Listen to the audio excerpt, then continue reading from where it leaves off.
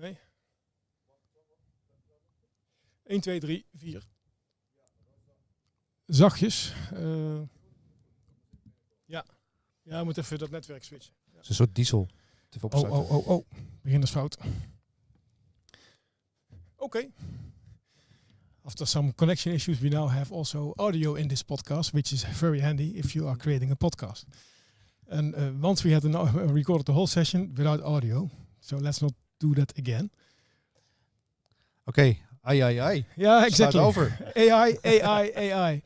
Everything is AI these days. And there are so many possibilities to create text. You can create images, you can even create songs or maybe videos or a complete podcast. You sent me one yesterday evening. Yes, we will be redundant. Oh no, then we don't have a job anymore.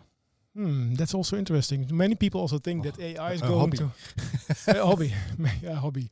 Many people also think that AI is going to replace people. Interesting discussion that will be. Let's also see how we can bring AI to the SAP business, our daily business. What is business AI? What are AI agents? And what use cases can be defined? We could maybe even ask AI to write this intro for this podcast. Did you? Then we get something like Welcome to HANA Café the Netherlands, the podcast where we brewed up the latest in SAP technology and innovation. I'm your host, Twan van den Broek. And joining me today is my co-host. Jan Penninkhof. Penninkhof. Ja, stamgast. And then that will be interesting. But then it's not about us. It is about the hero of today. Today's hero is Niels van der Kam. Who is today's hero?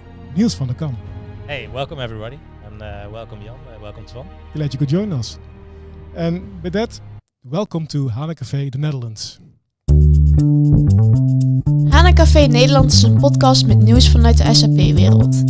In het café spreken de gasten en stamgasten over ontwikkelingen, innovaties, events of praten ze gewoon weer eventjes bij. Laten we snel naar binnen gaan. Chaotic start this day, Niels. But welcome to our cafe. No worries.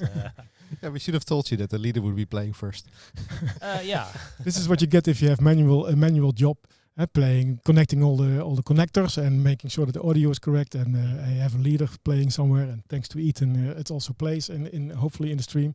And but then you have to do everything yourself. And maybe we should ask some agents to do so or something. Yeah, connections is potentially we could in the connections future, is right? Yeah.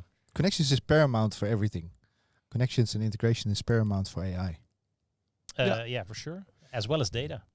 Yeah, but that we're going to, of course, also jump right into it. But we're going to talk about AI today, Niels. And I think that's already for 1 year and a half or 2 years already your daily business. Absolutely. Over the last, I think, indeed, 1.5 years, it's been AI all over the place for me. Obviously, we see a big boom in everywhere. AI is everywhere, as you already mentioned. You can't open the news, you can't open a newspaper without reading about AI or hearing about AI. There's a lot to be told because it's a powerful technology, which we've seen being hyped, of course. Typically, you see that looking at the Gartner hype cycle, for instance, new technology climbing that big steep mountain of first hype. And AI and generative AI specifically did that very, very fast, becoming something. And I think that's a big change because AI has been around for a long time, of course, right? Yeah. But what we see happening now is not just a massive leap in technology, but also a massive leap in adoption of AI, not just by a small group of people, technicians, scientists, data scientists, but by the general public. And now also being infused into business life. Yeah. So where are we with the hype cycle then? Are we over that hype cycle? Is it still climbing, or are we in the valley behind the hype cycle? Where are we? I would say that in terms of generative AI, we've passed that point of hype a long time ago in terms of AI already. I think we've also passed the valley of despair and the disillusionment. We can talk a little bit about that maybe. And now searching for the actual use cases of generative AI in a more productive. But you mentioned that AI is already, so the one AI is not is the same as the other AI. AI is already here for a long time. But maybe a brief history on AI and what is now the hype at this moment. Yeah, of course. So if you look at AI, and I think the term was first mentioned by John McCarthy in 1956. Okay. So that's already a long time ago. Even before I was born. Even so it's really a long time. Before you were born. You mentioning that, Twan, but thank you for that. Indeed, and if you look at what they were discussing in that period, it's already about these advanced uses of technology for basically mimicking human cognition and human reasoning. Neural networks is something that we were already talking about in those days. Natural language recognition, so the ability to use our natural language as we type, as we speak, and translate that into machine actions. That was also already something they were talking about in those days, but obviously they lacked the compute power to actually execute on that. Massive computers with very small compute power in those days, and over the years, over the decades after that, you've seen that transition, and basically that the ideas came to life, and what you saw, I think, beginning of the let's say 2000 era, that the compute power available to the normal users was really picking up, and machine learning, advanced statistics were really something that people were starting to use, especially also in business software, from an analytics perspective, and then I think it lasted a long time until the compute power in the cloud became available. Also not just the pure compute power, but the fact that we could get flexible compute power from time to time. So the elasticity of compute power, being able to spin that up, and then when done with training a specific AI model or having done something with that compute power, we could bring it back down. So we could also keep the cost at bay a little bit. Yeah, and the heavily parallelized compute power. Yeah, for sure. And that's something available only in the cloud. And that really got the Gen AI hype that we're currently in up and running, because that's where we are. That's what's really hype. That's also going really fast. For sure. And these days, when we talk about AI, it's typically about, when people say AI, they mean generative AI. Yeah.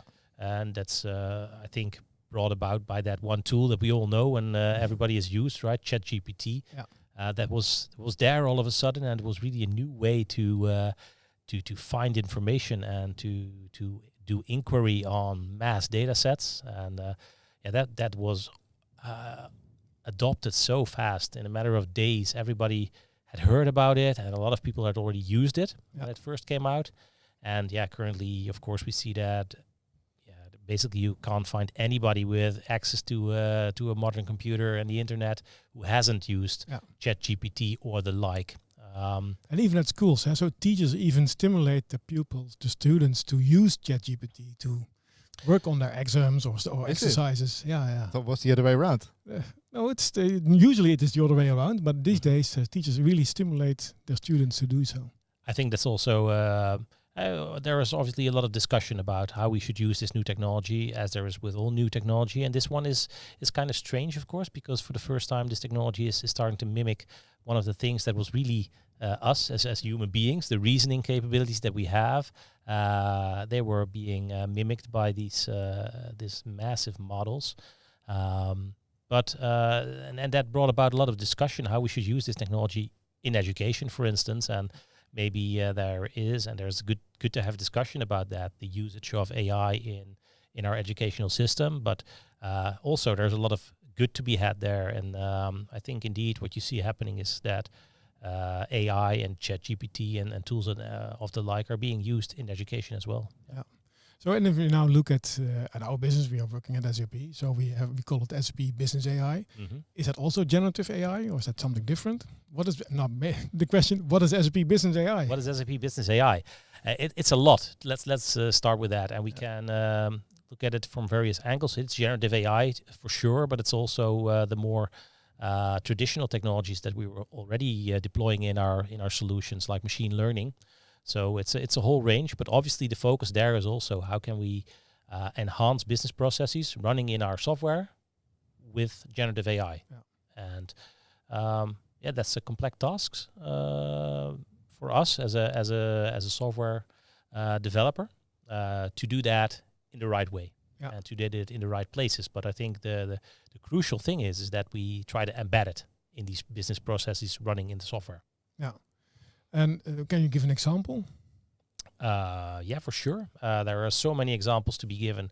If you look at the history of generative AI at SAP, I think it was at the Sapphire or TechEd 2 years ago that we first launched the first scenarios for success factors, for instance, where you had the possibility to generate these job ads, job descriptions within the software, basically giving it some basic input, and then have the generative AI, the large language models, generate a broader text for you in that way. Another one is creating goal performance or development goals within the software, something that we all have to do each year, right?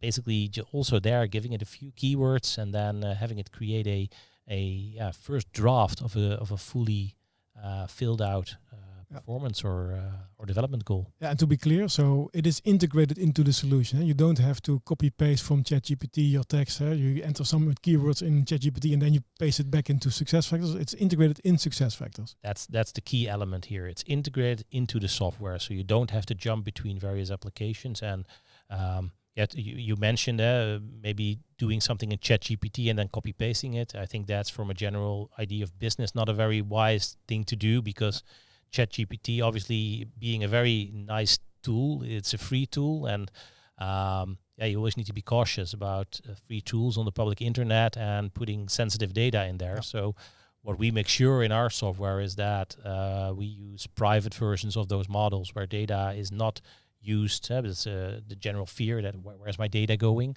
So we make sure that data is not used for training purposes. We make sure that data is not stored on the LLM side, etc. Yeah. And last 2 weeks ago, Jan, we were at the VNSG and you showed SAP build code, but then the code is generated also from within SAP. So it's also integrated in that. And is that then also an example of generative AI? It definitely is. It is generative AI. It generates code, and not only just code that you would be able to generate from ChatGPT, I would say. Yeah. I mean, if you go to ChatGPT, you would do it like create me an ABAP or create me some Node.js application or something. It will be based on what ChatGPT thinks is best and what it learned from the internet. So that means that most of the times what you get is very old-fashioned type of ABAP, or old-fashioned type of Node.js, which is what you don't want. And this is when we start talking about topics like grounding or regrounding. Yeah. And this is also something that is typical for what we do with SAP, of course, that we don't take, the LLMs as they are, but tailor them so that they generate better output. And what is grounding?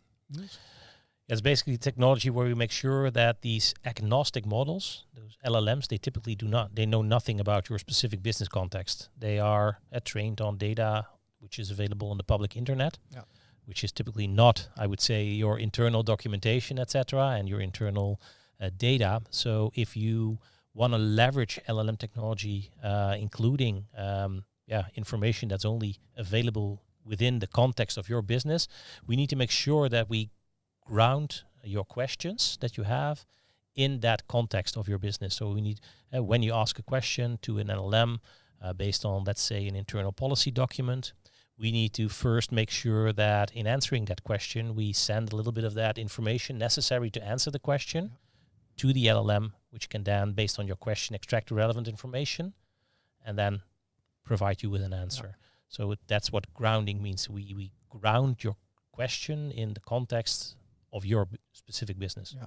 So you're saying, okay, you're now an SAP developer and you're creating an SAP application, and that's how you ground the answer. Then there's better quality in the answer, in the reply.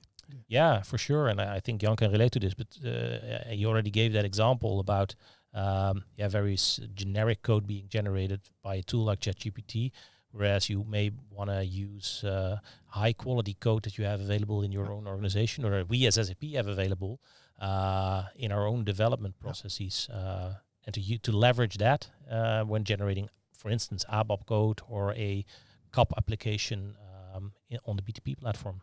But if you now go to ChatGPT, to the site, and you ask a question, you get also a warning. Or if, for example, if you ask a question on a recent event, then they say, okay, I cannot answer anything on a recent event because I'm only trained until 2023 or whatever. Yeah. How is it then in the SAP world? Do we also have models with old data? Is that also grounding to have more recent data? That could be part of it, indeed, to make sure that also this recent information in your organization is available, because indeed, large language models are static in that sense. They are trained at some point in time, and then at some point they might get retrained, but in between, their baseline information remains the same. So you need to make sure, indeed, that you provide it with additional information if you want to ask more relevant, more recent questions, I would say. Yeah. But how is it then going? So do we have this LLM model that is trained on and is a little bit out of date, but then how can we make sure that it's also look at the current status of programming guidelines? Or how but this is something from the past, right? I mean, LLMs by default, they are trained to a certain point in time, but then the LLM models, they don't stand by themselves anymore. So they have an army of agents and an army of RAGs that they can rely on to pull data. You know, if you, for instance, go into ChatGPT nowadays, and you would ask something about current affairs, it doesn't know it because it has it doesn't have the knowledge that's integrated in the LLM. But what you can see on the screen, what it does in the background, is that it's quickly searching the internet for the information that you've been asking for, and then based on that information, it will answer you. Yeah. Nice. So it's not the LLM by itself anymore. It's now it's an I would say an AI or LLM estate with the common knowledge as a status, but then extended with all kinds of additional tools and agents and everything that make it even able to answer questions about current affairs. Great. Yeah, and I think it's also very important to see here that an LLM is not just it's not a database, right? It's not I need to retrieve some specific information. It is a neural network programmed to analyze large chunks of text that have been trained on large chunks of text, so it knows a lot. But when you provide it with new text, such an LLM, it can distill information from that based on we tend to say reasoning and analytical capabilities that these models have these days. Yeah. And that's exactly speaking about reasoning. LLMs are not. If you look at the evolution of large language models over the last few years, they've become so powerful. Yeah. And especially the newer ones, they are not just able to provide you with answers on questions that you ask, but they are also very able to reason, for instance. Yeah. And that's something that's really attracting a lot of attention in terms of how we need to deal with this technology, because in the previous decades we had lots of innovations and lots of technology coming by, but never have we seen technology that actually mimics our human reasoning, and that's maybe even at some points better than our human reasoning. Computers used to be good and very good at math, and we didn't mind because it was helpful, right? Nobody minded that your little calculator could do calculations much faster and potentially with less error than you could ever do that. But now we're entering a whole new era of AI, I would say, where that AI is not just good at extracting information or doing math, but at reasoning. Yeah. How do I come from A to B? Which steps do I need to take? And that is a very, very powerful technology that we can leverage. For instance, in those AI agents that you already mentioned a little bit before, but I guess we're going to go into that a little bit later. Yeah. It's funny that you mentioned it, by the way, because LLMs are typically very bad at math. So initially I was trying them out, and when they were just launched, and you ask things like how many, feeding in a document and asking him how many characters does it have. Yeah, it's always wrong. Simple questions like how much is 3 plus 3? 9. No. yeah, for sure. Okay, that's where we came from. It's good in reasoning, but it's bad in math now. It's really it used to be, but if you look at the current models, they are pretty good in math. Okay. I would say. Right. I wouldn't challenge them. Yeah, but that's the thing, right? So it's not the LLM by itself anymore. So these guys that are building those ChatGPTs and the likes, they're also knowing that there's deficiencies, and that's hallucinating quite a bit. Yeah. So if there's a math question being asked, why not outsource it to a math engine? Yeah, and a math engine, and is that also an agent? What is an agent? What is an agent? So we're jumping really fast now. If you look at where we're heading, as I said, these LLMs are very good at reasoning these days, and you can leverage that power to make these models come up with a plan. You ask it a complex question, which requires reasoning, and in order to answer that, it's not a simple ABC process where the steps are really well predefined, but you need to bring together certain amounts of data, and you need to reason on which data you might need for this specific solution. So it's a multi-step reasoning process, and we can really those models are really good at creating these plans, and then based on these plans create an action plan for themselves, and then execute on that plan, and then actually see if they're working towards the predicted answer. The answer that to validate the answer. To validate the answer, when they fail, and when they see that they are taking the wrong direction, they typically have the possibility to steer a little bit and to just take a different route and see if that would lead to a better answer or a faster answer. So agents are basically the really autonomously functioning assistants. Leveraging LLM technology to create plans and then executing on them, reflecting on them, and then indeed assist you as a human working in a specific process, alleviating a lot of the burdensome tasks that you typically have to do.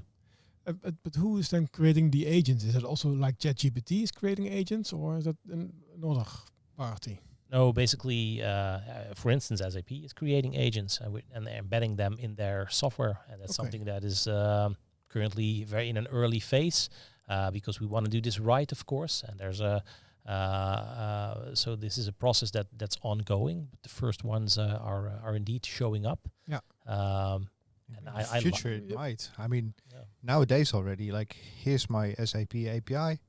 I need an agent that's pulling orders, for instance. Build me an agent. This is how it's working or going to work. We're going to a very much AI assisted development environment, right?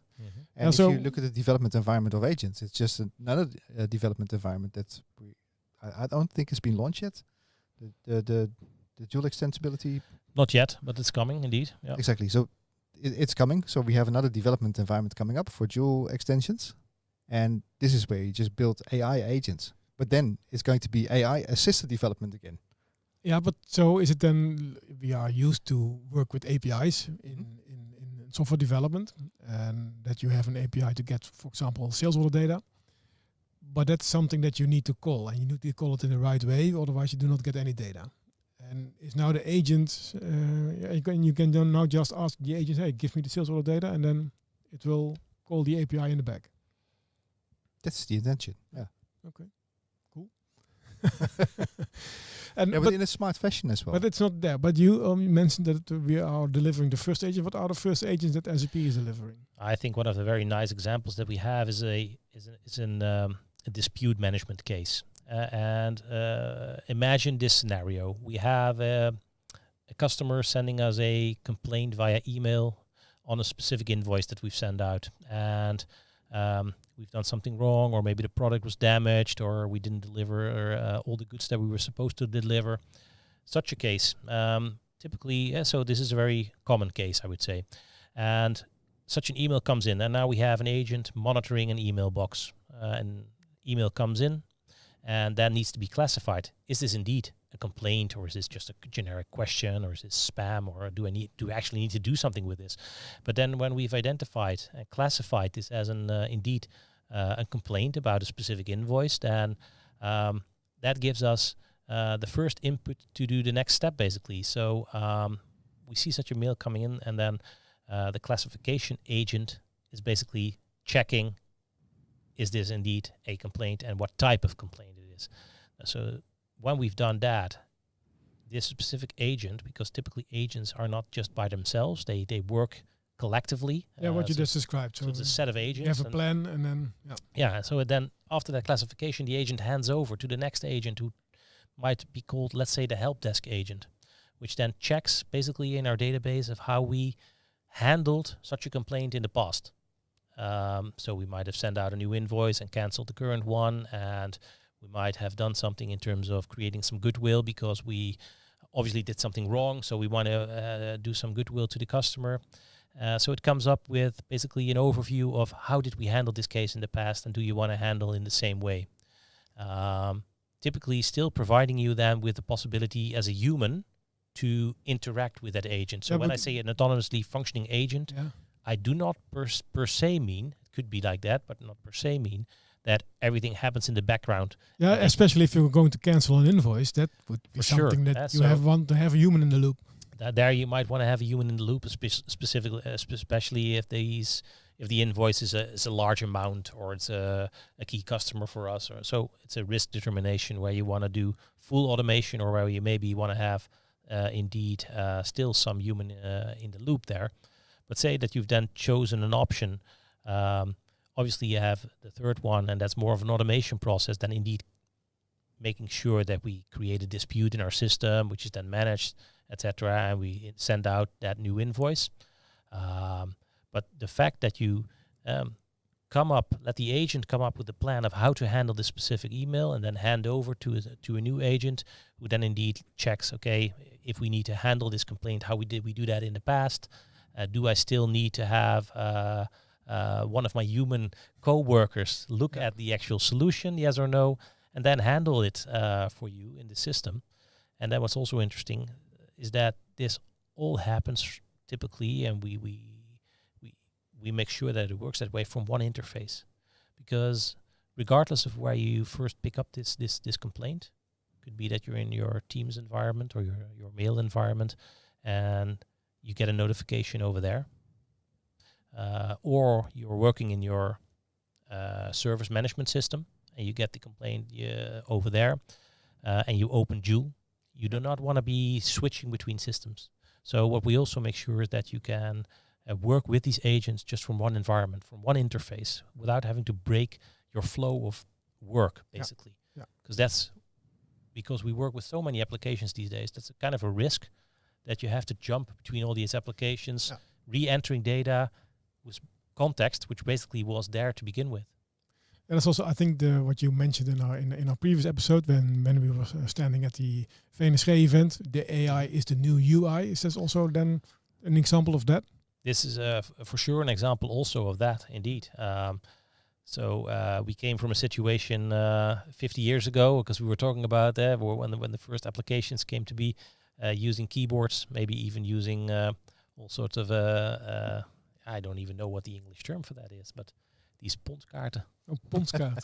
Right, as an input measure. It's really old. It's really old indeed. But then we went to keyboard data entry, and then beginning of the 2000s, I guess, we went to mouse GUIs and GUIs, and now we are switching to a whole new way of interacting with our systems. And I sometimes get the remark when I tell this, but I can type faster, or I can click around faster in the system. And I say, yes, you probably can, but now try and do these complex tasks, which requires you to switch between systems, re-entering data, and see if you can still beat the agent or the AI as the new UI, because then it becomes really efficient to have that one interface available for you. Yeah. And then we should also not forget that our children, they've grown up with these kind of interfaces. And if you want to be a cool organization, you can create very cool products, but if you got employees coming in and they have to work in a SAP GUI, I'm not entirely sure if they would like that. Yeah, exactly. If they have to go VA01 and have to enter everything manually. So, but the new UI. So Joule is SAP Joule. Is that now an agent, or what? How can you compare that to an agent? We used to say that it's our co-pilot, which is a chat-like interface, but it's evolving now, I would say, into some sort of a super agent, which will indeed be the front end for all these other agents running in the background to interface with and to produce their output to. So I would indeed entitle it as the new super agent in the SAP world. Yes. Jules is the director for multiple agents to work on a solution for you as a human. And first you get the proposal, hey, this is what I want to do on base of the past. But then it's asking you, hey, do you want to cancel the invoice? And then if you say yes, then it's going to handle all those tasks. Then it will handle stuff in the background and then give its output back again to the Joule interface. Yes. Yeah. I want a secret agent. A secret agent. 007. Agent. But do we have that soundbite? Yeah. But wouldn't the world be better if we would just go back to the monolith, where we have just one system that we can have this AI to run on, instead of all of those systems and agents? And doesn't it make our life complicated? Well, this is a very interesting point that you're mentioning here. Of course, it would be very handy to have all that data in one place, right? Mm-hmm. And instead of scattered across multiple systems. So I think that's also why we have brought in, for instance, the Business Data Cloud recently to harmonize all that data again. Yeah. Because we are at risk indeed of a very scattered data landscape, and I think the key ingredient for AI is data. Especially if you just mentioned one of the agents going to look into the history. If there is no data available or no history available, you cannot give a proper... yeah, for sure. And there might not be data from just one system, right? Might also be data from a different system. In that specific example, you might have contractual data not stored in that service system, but in another solution. And you might want to have to bring that data in because maybe we did something wrong in the eyes of the customer. But let's check. Yeah. If it also is, if it's within the bounds of, let's say, the contractual obligations that we have in this specific situation. So that might be data from a different system. So we need to bring that together, and that is notoriously difficult. And I think that we have a really good solution in this area now to bring data together in a fully managed environment as well. But the Business Data Cloud. Exactly, but they used to say like Business Data Cloud is basically success of the business warehouses and the lake houses and all that kind of jazz. But then, having just a one big database where all the data resides in is probably not the answer for an AI, and not a standardized AI. So how is Business Data Cloud different from old-fashioned data warehouse approach? Yeah, what we typically used to do in data warehousing, of course, is bring all data together physically. And that means copying data potentially multiple times, aggregating it. And for one part, due to the high compute power and the fast storage media that we have these days, there are, in a lot of cases, we don't have to bring data together physically anymore to be able to address data, which might be in different underlying systems. But that needs, of course, very good, and that's that you must love that topic. That requires good integration of these systems, so that indeed you can address multiple systems. So typically, we might have the SAP world and the non-SAP world of applications. For instance, we need to bring data together from these systems, and instead of exporting either the SAP data to some third-party storage platform or pulling in data from the third-party storage platform to within the SAP realm, so to say, which requires a lot of work, but also a lot of maintenance. And let's make sure that we can connect to these multiple systems. And I think that's looking at, for instance, the integration that we have with Databricks. I'm kind of looking for the secret sauce. The secret sauce. I mean, just throwing everything into one big data lake or data warehouse or database, whatever you have, virtualized or not. I mean, it doesn't sound like that's the answer to everything when it comes down to AI. Just throwing it into a bucket. It doesn't. You need to have a lot of semantics as well, of course. You need to know what data am I looking at, and that is key here. So it's not just about the data, it's also about the metadata in technical terms, but you need to know what is the definition of the specific field that I'm looking at. How does it compare? How does it match with other data in different systems? These systems might not be fully in sync, so I need to have some mapping mechanisms in place. And that's where the data products that we're releasing in the Business Data Cloud, I think, really come to play, which are models of data, as the term says, but not just the actual data, but also surrounded by all the metadata, which you get as an out-of-the-box solution, which you can then, on top of that, start using AI solutions. So would you say that's the secret sauce? Yeah, I think that's the secret sauce, the fact that we have that surrounded with all that contextual information. Yeah. And that will allow those agents to run on the data that you have in your business data cloud. Let's look at a topic like, I always find workforce cost, for instance. That requires obviously data from your HR system in terms of salaries and social premiums, etc., which are stored in your HR system. But then you might also have a flexible shell of workers which are being paid via invoices. So that information is stored in, let's say, your ERP system. So if you want to have a total workforce cost analysis, you need to bring data together from these two systems and merge that in a smart way. And that could be like a data product that we could supply in the business data cloud, where you have that aggregation of data in a smart way. And that's what SAP is doing at the moment? These are the types of data products that SAP is going to release into that business data cloud, yes. We're migrating into a business data cloud episode. Yeah, sorry. So I have questions. You have questions, but then we can also invite Niels or we can invite Ronald Konijnenburg on to talk about business data cloud. The thing is that I think if you talk about AI, it's almost impossible not to talk about data. Yeah, that's so my question now is: do you need business data cloud to do AI within SAP? No, this is a really good point, because you don't. Okay. Because there are Thank you for that.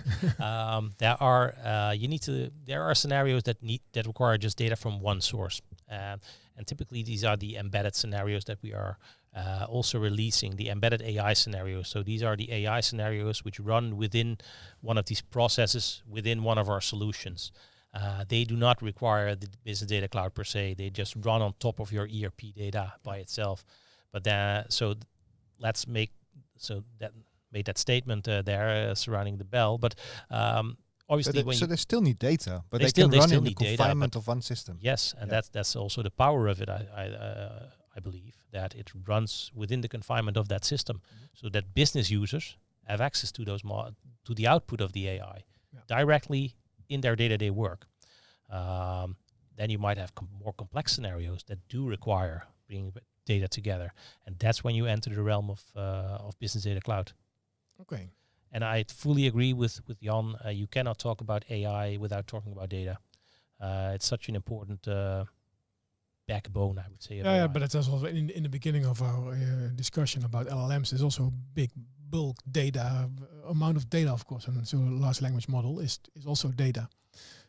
And maybe outdated, but then you ground it and bring it together with context, and then you can give a proper answer in the business context. For sure, and there's it's all about data, and not just the availability of data, but it's also data quality. It's a very important topic, because if you start predicting on bad data, it's kind of a swamp, and if you build a house on a swamp, it will sink, right? You'll lose the ground for sure at some point. Yeah, so, that's also the old statement, garbage in is garbage out, what we already used in BW environments, of course. If you put garbage in, then your report doesn't make sense. It has always been a topic of importance, but the more that we start to do with this data, the more important it's becoming. Yeah, sure. Yeah. And so trying to also wrap this episode up, and maybe we have to plan another episode as well. But then also looking at use cases. Now, SAP is investing a lot in AI, with the business data cloud to have the right data in one solution, but also in the multiple solutions, and let those multiple solutions work together, being SAP and non-SAP. Yeah, that's the technical part. What are now use cases that our customers are looking at? Can you give an example of that? Well, I think there are basically three. There are three big domains in which you can use AI. It's basically to run more efficiently, and that's looking at processes that either are very repetitive or require a lot of manual labor. So there you can optimize, I would say, with AI. Then, of course, you can also start to let that evolve into, okay, how can we create maybe actual optimized processes based on AI, And then there's a third stream, I would say, where you really start using AI to create new business models, create new services based on AI, things that we could not do before, which are now possible. I always like the analogy of looking at 3D printing, for instance, technology that we didn't have like 20, 30 years ago. We can now create things with 3D printing that were not possible when we were just molding things and using the traditional techniques of creating, let's say, plastic or metal objects. So whole new lines of business can be created also. So it's threefold, I would say. And then, typically looking at what you can start doing today is indeed optimize. And that's where a lot of companies are in that first phases of using AI and seeing how AI can really be used to reduce error, reduce manual labor, help being an assistant to the workers on the work floor. Interesting use cases. Well, so if you now, maybe one of our listeners thinks, hey, that's what I want to do, and I'm in the SAP world. So what is a prerequisite to start working on those use cases? Well, there are a few, of course, but if you look at if how we position AI at SAP, it's a cloud scenario. So you need to be cloud software. So that could be one of our cloud native solutions like SuccessFactors, for instance, or one of the cloud ERP solutions, of course, that we have. But if you're not there yet, we also have the business technology platform and a AI foundation there, which you can use to create your custom AI cases on top of both the new cloud systems, but also the more legacy systems. Yeah, say you are still on ECC or S4HANA on-premise, which is not in the cloud, but you do have a side-by-side scenario with BTP. Yeah. Then you can also enable AI using your BTP. Yes, you can. Yes. Right. Okay, but with ERP is if you are on S4HANA public cloud, then you can also work with AI. Yeah, and depending on where you are, indeed, in your journey towards the cloud, you can leverage several things. Joule, which is our co-pilot on top of the SAP portfolio, is in the cloud, is available in the cloud. Our embedded scenarios are available in the cloud, and then there's the customization available in BTP, which is of course also cloud, but can be run next to your on-premise systems. We also have private cloud. Is it then still also cloud and AI, and you can use AI, or the word is cloud here? So yes, also private cloud. Yes. All right. Oh, interesting times ahead with AI and all those generative stuff. And you've shown already for developers what's going to bring. If we now can also ask Jules later on how to support me in a functional process, but can I also ask then, and that's what I think you were referring to, Jules, can you build me an agent that builds an Apple program? Yeah, for instance, but I have tons of use cases that I could think of, even in my job. It's like, how often are you in conversations with a customer and you eventually need to ask this customer, oh, dear customer, do you have, are you using SAP Integration Suite?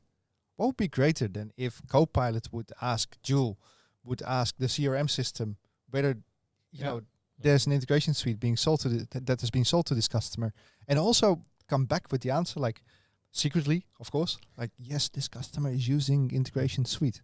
And then version, even gives you the usage details, like, yes, they are using it quite often or not so often, you know, and that helps you in the conversations with customers as well in real time. That would be really cool. That kind of features. It's like chatting with your data, right?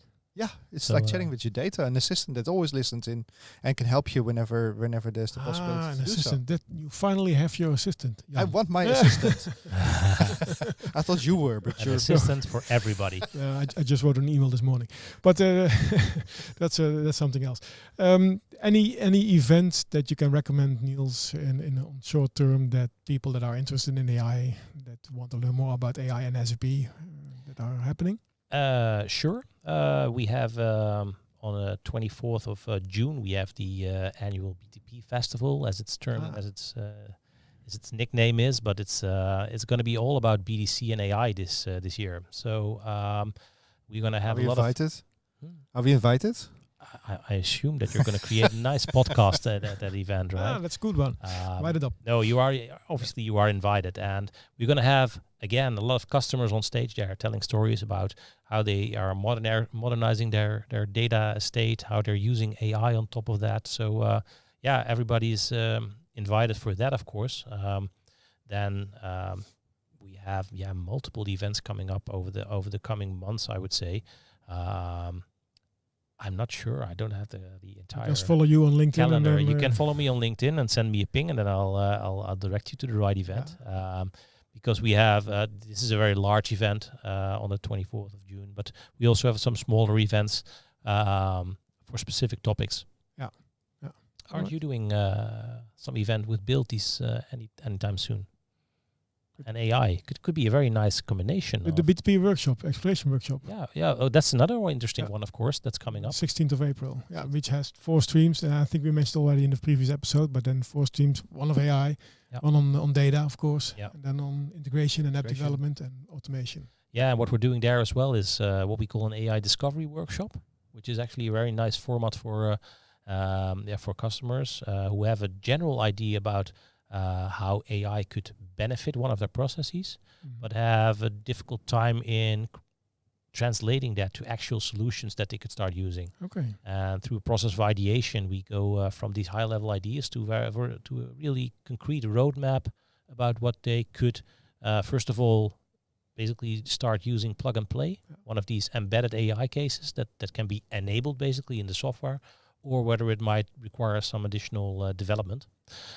So we create a roadmap for them as a starting point of your AI journey. In this B2B exploration workshop? This is going to happen in the B2B exploration workshop, but it's also, if customers are listening and think, hey, that is something that's for me, we can also do one-on-one you go to a customer and then do the AI exploration workshop. Typically, we invite them to the experience center, because, but we could also do it at the location of the customer, yes.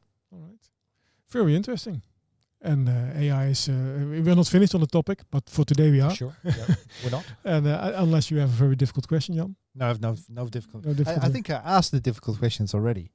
You have data and BDC and that sort of things. Yeah. Those are very difficult questions if you're not on the data side. But that brings us to an inflection point as well, Twan, on what we should do with the podcast, whether it's going to be B2B focused or if we should be including data as well, since it's so fundamental for AI. Then we have to ask Ronald to join us, Ronald Konijnenburg. Yep. Yeah. No, but it was very interesting, Niels. Thank you very much. Thank you for inviting me. Applause for you. And it was there is so much happening, and I think we have to really to follow you on LinkedIn, but also looking at all the events and webinars that are available to really, because it's so different. It's not just an evolution of a transaction. It's so completely different for us as end users, for customers that are using SAP. If you look at the whole suite of solutions that we have, things are really going to change. And don't let the change happen next to you, but be in the change. I think prepare yourself and be prepared. And if you have any questions, let us know. Let Niels know via LinkedIn or as a comment on the show. And thank you very much for joining us today, Niels. Thank you, Jan. You're welcome. And thank you, dear listener, for joining us in this episode. And if you have any questions, let us know. And then see you next time. Dankjewel voor het luisteren naar deze aflevering van HANA Café Nederland. Heb je feedback voor ons? Laat het dan zeker weten. Wil je ook een keer aanschuiven in het café?